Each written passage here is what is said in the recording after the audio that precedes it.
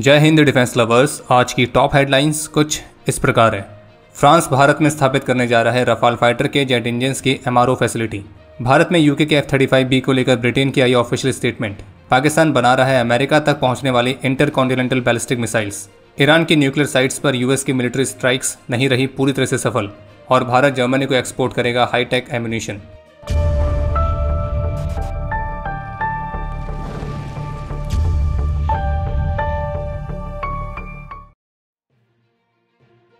और सबसे पहले हर एक भारतीय को ढेर सारी बधाई, क्योंकि आज जो ये 25 जून 2025 का दिन है, ये निश्चित रूप से भारत के लिए काफ़ी ऐतिहासिक है, क्योंकि आज 41 वर्षों के बाद दूसरा भारतीय स्पेस में गया है, जो है भारतीय वायुसेना के ग्रुप कैप्टन शुभांशु शुक्ला, जो कि स्पेस में जाने वाले दूसरे भारतीय और इंटरनेशनल स्पेस स्टेशन में पहुंचने वाले पहले इंडियन एस्ट्रोनॉट हैं, जो कि एक्सियम 4 मिशन के हिस्से के तौर पर ISS में गए हैं। और इस मिशन में भारत, यूएस, पोलैंड और हंगरी इन 4 देशों के एस्ट्रोनॉट्स शामिल थे।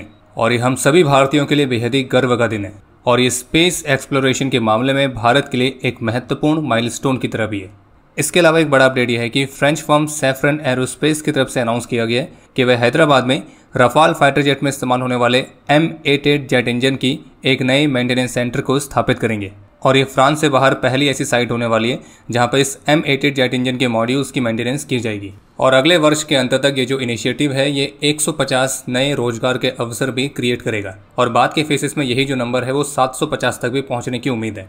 और ऑफिशियल स्टेटमेंट के मुताबिक M88 इंजन की जो ये नई MRO शॉप हैदराबाद में स्थापित की जा रही है, तो इसमें हर साल 600 से ज़्यादा मॉड्यूल्स को मेंटेन करने की कैपेसिटी रहेगी।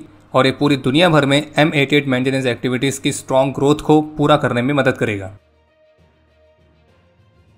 यूके रॉयल नेवी का जो F-35B है, वो अभी भी तिरुवनंतपुरम इंटरनेशनल एयरपोर्ट पर खड़ा है। और अब इस मामले पर ब्रिटिश हाई कमीशन के प्रवक्ता की तरफ से बताया गया है कि जितना जल्दी हो सके उतना जल्दी हम F-35B की रिपेयरिंग पर काम कर रहे हैं। और हम भारत की अथॉरिटीज़ को भी धन्यवाद कहते हैं उनके लगातार सपोर्ट के लिए।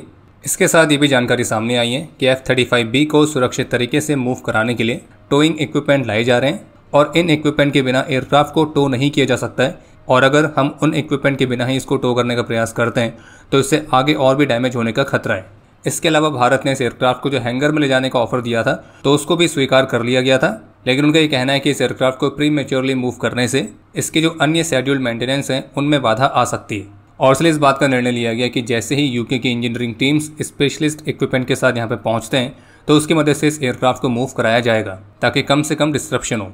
और बता दें कि इस एयरक्राफ्ट को यहाँ पे 10 दिन से ज़्यादा का समय हो चुका है। जैसे कि शुरू में तो ये क्लेम किया गया था कि लो फ्यूल की वजह से इस एयरक्राफ्ट को यहाँ पे इमरजेंसी लैंडिंग करनी पड़ी है, लेकिन जो लो फ्यूल वाला कारण बताया गया था, तो अब उस कारण के होने की संभावना बेहद ही कम लग रही है।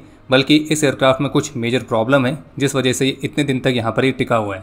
और वो मेजर प्रॉब्लम क्या है, तो उसे ऑफिशियली डिस्क्लोज नहीं किया जा रहा है। और बाकी अगर आपके मन में ये प्रश्न आ रहा है कि ये जो एयरक्राफ्ट हमारे एयरपोर्ट पर इतने दिनों से खड़ा है, तो इस पर जो भी खर्चा हो रहा है, तो वो खर्चा देने कौन वाला है? खर्चा जैसे कि इसकी सुरक्षा का खर्चा और बाकी जो अन्य रिसोर्सेज यहाँ पे इस्तेमाल हो रहे हैं, चाहे वो फ्यूल हो, मेंटेनेंस हो, सब कुछ, तो स्पष्ट कर दे कि वो सारा खर्चा ब्रिटिश गवर्नमेंट देगी। और टॉप सोर्सेज के मुताबिक अगर ये एयरक्राफ्ट भारत में रिपेयर नहीं हो पाता है या इसकी रिपेयरिंग और जो भी इस पर काम चल रहा है वो सक्सेसफुल नहीं होता है, तो फिर इस F-35B को डिसमेंटल किया जाएगा और हैवी लिफ्ट एयरक्राफ्ट की मदद से इसे यूके ट्रांसपोर्ट किया जाएगा, जो कि बेहद ही कॉम्प्लिकेटेड और बेहद ही महंगा वाला ऑप्शन है। और इस इंसिडेंट को अभी तक यूएस और यूके की जो मीडिया है वो सही से कवर नहीं कर रही है, वो अभी भी इस पूरे मामले पर चुप है। पाकिस्तान बेस्ड सुअरों के संगठन लश्कर का एक सुअर है जिसका नाम है फैजल नदीम, तो उसने इस बात को स्वीकार किया है कि उनके संगठन के जो लिंक हैं वो पाकिस्तानी आर्मी के साथ हैं और रेगुलर बेसिस पर जो पाकिस्तानी आर्मी ऑफिसर्स हैं उनके साथ उनकी मीटिंग होती रहती है। इसके अलावा एक और अपडेट है कि पाकिस्तानी मीडिया के मुताबिक कल साउथ वजीरिस्तान में TTP के साथ हुए क्लैश में पाकिस्तानी आर्मी के स्पेशल फोर्स यूनिट SSG के मेजर मोइस अब्बास को एलिमिनेट कर दिया गया है। और जो मेजर मोइस अब्बास है ये वही है जिसने फरवरी 2019 में विंग कमांडर अभिनंदन वर्धमान को अरेस्ट किया था। बाकी फॉरेन अफेयर्स स्टेट्स की एक नई रिपोर्ट सामने आई है जिसमें इस बात को मेंशन किया गया है कि जो पाकिस्तान की मिलिट्री है वो कुछ ऐसी न्यूक्लियर मिसाइल्स को भी विकसित करने पर काम कर रही है जो कि US तक भी पहुंचने में सक्षम होंगी। और इस रिपोर्ट में US इंटेलिजेंस सोर्सेज के हवाले से बताया गया कि पाकिस्तान की जो बढ़ती हुई न्यूक्लियर एबिलिटीज़ हैं तो इससे अमेरिका चिंतित है। और अगर पाकिस्तान इंटरकॉन्टिनेंटल रेंज की बैलिस्टिक मिसाइल को एक्वायर करता है तो फिर अमेरिका के पास पाकिस्तान को एक न्यूक्लियर एडवर्सरी के तौर पर ट्रीट करने के अलावा कोई और दूसरा ऑप्शन नहीं होगा। और पाकिस्तान जो कि हमेशा यही क्लेम करता है कि उसका जो न्यूक्लियर प्रोग्राम है वो केवल भारत को डेटर करने के लिए मुख्य रूप से है, लेकिन US इंटेलिजेंस एजेंसीज का मानना है कि पाकिस्तान मिलिट्री जो ICBM यानी कि इंटर कॉन्टिनेंटल रेंज की बैलिस्टिक मिसाइल को भी विकसित कर रही है, जिसकी रेंज US तक हो, तो ये पाकिस्तान की न्यूक्लियर वेपन्स वाली पॉलिसी पर प्रश्न उठाती है। और जिस तरह से इसराइल और अमेरिका ईरान के पास न्यूक्लियर वेपन्स को अपने लिए खतरा मानते हैं, तो मिलिट्री एक्सपर्ट्स के मुताबिक ईरान से ज़्यादा पाकिस्तान के जो टैक्टिकल न्यूक्स हैं वो US और इसराइल के लिए ज़्यादा बड़ा खतरा है। अमेरिका की तरफ से क्लेम किया गया कि ईरान की 3 न्यूक्लियर साइट्स पर उनके स्ट्राइक के बाद जो ईरान का न्यूक्लियर प्रोग्राम है वो काफ़ी साल पीछे हो गया है और US प्रेसिडेंट की तरफ से इस स्ट्राइक को पूरी तरह से सफल बताया गया है और इस सफलता को साबित करने के लिए उनके पास पर्याप्त इंटेलिजेंस भी उपलब्ध है। लेकिन हुआ यह कि CNN और ऐसी अन्य वेस्टर्न मीडिया की तरफ से ऐसी रिपोर्ट्स देखने को मिली थी जिनमें यह बताया गया था कि एक अर्ली US इंटेलिजेंस असेसमेंट के मुताबिक US ने जो पिछले सप्ताह ईरान की 3 न्यूक्लियर साइट्स पर मिलिट्री स्ट्राइक्स करी थी, तो उन स्ट्राइक्स ने ईरान के न्यूक्लियर प्रोग्राम के कोर कंपोनेंट्स को डिस्ट्रॉय नहीं किया है और ईरान का जो न्यूक्लियर प्रोग्राम है वो केवल कुछ ही महीना पीछे गया है। और इसमें भी ध्यान देने वाली बात यह है कि जो US का इंटेलिजेंस असेसमेंट है, तो इसे पेंटागन की intelligence arm defence intelligence agency ने प्रोड्यूस किया है, जो कि US की स्ट्राइक्स के बाद US सेंट्रल कमांड द्वारा कंडक्ट किए गए बैटल डैमेज असेसमेंट के आधार पर है। बाकी ये भी कहा गया कि ईरान के न्यूक्लियर साइट्स पर जो डैमेज हुआ है उसका एनालिसिस अभी भी चल रहा है और उस स्ट्राइक का ईरान के न्यूक्लियर प्रोग्राम पर क्या इम्पैक्ट पड़ा है तो उसका भी एनालिसिस फिलहाल अभी किया जा रहा है और आगे और भी इसमें बदलाव हो सकते हैं जैसे इसके लिए और भी इंटेलिजेंस उपलब्ध होगी। लेकिन जो शुरुआती फाइंडिंग्स है वो तो यही कहती हैं कि US प्रेसिडेंट जो क्लेम कर रहे हैं कि US की मिलिट्री स्ट्राइक पूरी तरह से सफल थी और उसने ईरान के न्यूक्लियर प्रोग्राम को कई साल पीछे धकेल दिया है, तो वो क्लेम पूरी तरह से सही नहीं है।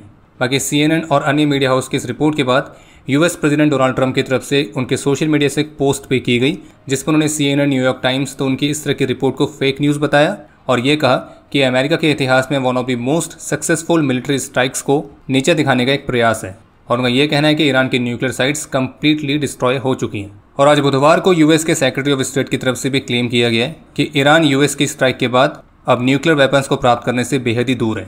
और जबकि US प्रेसिडेंट ने भी मीडिया ब्रीफिंग में स्पष्ट किया है कि अगर ईरान दोबारा से अपने न्यूक्लियर प्रोग्राम को रिबिल्ड करने का प्रयास करेगा तो हम एडिशनल मिलिट्री एक्शन फिर से लेंगे और अभी जो ईरान है वो रिकवर होना चाहता है, लेकिन हम सैन्य रूप से भी ऐसा नहीं होने देंगे। और जब US प्रेसिडेंट से प्रश्न पूछा गया कि क्या वे ईरान पर दोबारा से स्ट्राइक करेंगे अगर ईरान ने अपने यूरेनियम इनरिचमेंट फैसिलिटीज़ को रिबिल्ड किया तो US प्रेसिडेंट का कहना था श्योर। वहीं दूसरी तरफ ईरान के फॉरेन मिनिस्ट्री ने अल जज़ीरा को कन्फर्म किया है कि ये तो पक्का है कि US के स्ट्राइक के बाद जो हमारे न्यूक्लियर इंस्टॉलेशन है वो बुरी तरह से डैमेज हुए हैं। हालांकि उन्होंने डिटेल में नहीं बताया कि ये डैमेज किस तरह का है और न्यूक्लियर फैसिलिटीज़ का भी उनका क्या स्टेटस है। और जबकि ईरान के एटॉमिक एनर्जी एजेंसी के मुताबिक ईरान का जो न्यूक्लियर प्रोग्राम है तो वो बिना इंटरप्शन के दोबारा से रिज्यूम होगा और वे अपने यूरेनियम इनरिचमेंट को रीस्टार्ट करने के लिए तैयार हैं और ईरान का न्यूक्लियर प्रोग्राम नहीं रुकेगा। यानी कि बड़ा प्रश्न यही बना हुआ है कि अमेरिकन स्ट्राइक के बाद ईरान का न्यूक्लियर प्रोग्राम डैमेज हुआ है, लेकिन क्या वो डिस्ट्रॉय भी हुआ है, ये एक सबसे बड़ा प्रश्न है। बाकी फिलहाल अभी IAEA यानी कि इंटरनेशनल एटॉमिक एनर्जी एजेंसी की तरफ से ईरान की न्यूक्लियर फैसिलिटीज़ का असेसमेंट आना बाकी है और IAEA के प्रमुख का कहना है कि उनकी अभी नंबर 1 प्रायोरिटी है ईरान की न्यूक्लियर साइट्स पर अपने इंस्पेक्टर्स को दोबारा से भेजना ताकि वे US और इसराइल की मिलिट्री स्ट्राइक्स के इम्पैक्ट का आकलन कर सकें और जिसमें वो ये भी वेरीफाई करेंगे कि ईरान के पास इनरिच्ड यूरेनियम कितनी मात्रा में है। हालांकि कुछ रिपोर्ट्स ये भी क्लेम करते हैं कि ईरान ने 60% तक यूरेनियम का इनरिचमेंट प्राप्त कर लिया था, जो कि न्यूक्लियर वेपन्स बनाने के बेहद ही करीब माना जाता है, लेकिन इसका भी ऐसा कोई ठोस वेरिफिकेशन देखने को नहीं मिला है। इंडियन आर्म फोर्सेस के बीच जॉइंटनेस को बढ़ाने के लिए भारतीय रक्षा मंत्री श्री राजनाथ सिंह ने भारत के चीफ ऑफ डिफेंस स्टाफ को इस बात के लिए ऑथराइज कर दिया है कि वे भारत की तीनों सर्विसेज यानी कि आर्मी, नेवी, एयरफोर्स, इन तीनों के लिए जॉइंट इंस्ट्रक्शंस और जॉइंट ऑर्डर्स को जारी कर सकते हैं। यानी कि पहले जहां 2 या उससे अधिक सर्विसेज से संबंधित ऑर्डर्स या इंस्ट्रक्शंस हर एक सर्विस के द्वारा अलग अलग जारी किए जाते थे, तो अब से तीनों सर्विसेज के लिए वो सारे ऑर्डर्स CDS द्वारा ही एक साथ जारी किए जा सकते हैं। इसके अलावा एक अपडेट यह है कि भारत की BSS मटेरियल्स लिमिटेड ने लो फ्लाइंग टैक्टिकल ड्रोन वॉरफेयर के मामले में एक नए इनोवेशन को इंट्रोड्यूस किया है, जिस पर उन्होंने बनाया एक low flying drone assault rifle और इसमें AK-203 जैसे असॉल्ट राइफल को low altitude high agility drone platform में सफलतापूर्वक इंटीग्रेट करके टेस्ट किया गया है। इसके अलावा एक अपडेट यह है कि भारत की रिलायंस डिफेंस ने जर्मन फर्म राइन मेटल से 600 करोड़ रुपीस तक का एक्सपोर्ट ऑर्डर प्राप्त किया है और जिसके तहत रिलायंस डिफेंस जर्मन फर्म को हाईटेक एम्यूनिशन एक्सपोर्ट करेगी। एक और अपडेट है कि भारतीय सेना अपनी सर्विस में Pinaka multi barrel rocket launcher systems की 2 और रेजिमेंट्स को रेस करने के लिए तैयार है, जो कि आने वाले कुछ ही महीनों में रेस की जाएगी।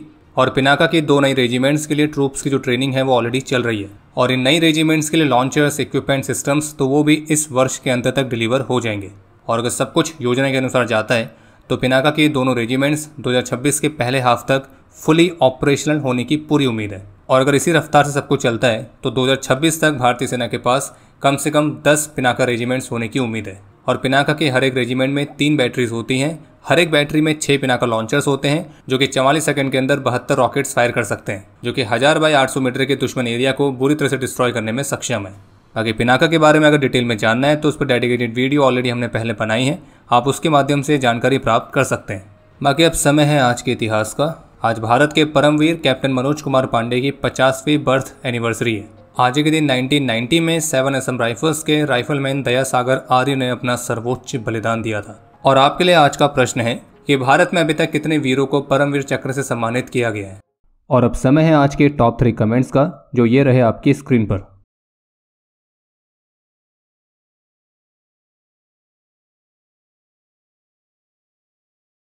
उम्मीद है आपको आज का एपिसोड पसंद आया होगा। पसंद आया तो वीडियो को लाइक करना ना भूलें। आपके कोई भी सुझाव या सवाल हो तो उसके लिए कमेंट सेक्शन ओपन है। और अगर आप डिफेंस रिलेटेड और भी एक्सक्लूसिव कंटेंट में दिलचस्पी रखते हैं तो आज ही प्ले स्टोर से डिफेंस स्क्वाड की सुपर ऐप को डाउनलोड करना ना भूलें। और अगर आप चैनल पर पहली बार आए हैं तो squadron.in पे जाके हमारे नए डिज़ाइंस को भी चेकआउट जरूर करें। बाकी जल्द मिलेंगे नए एपिसोड के साथ। तब तक के लिए जय हिंद, जय भारत।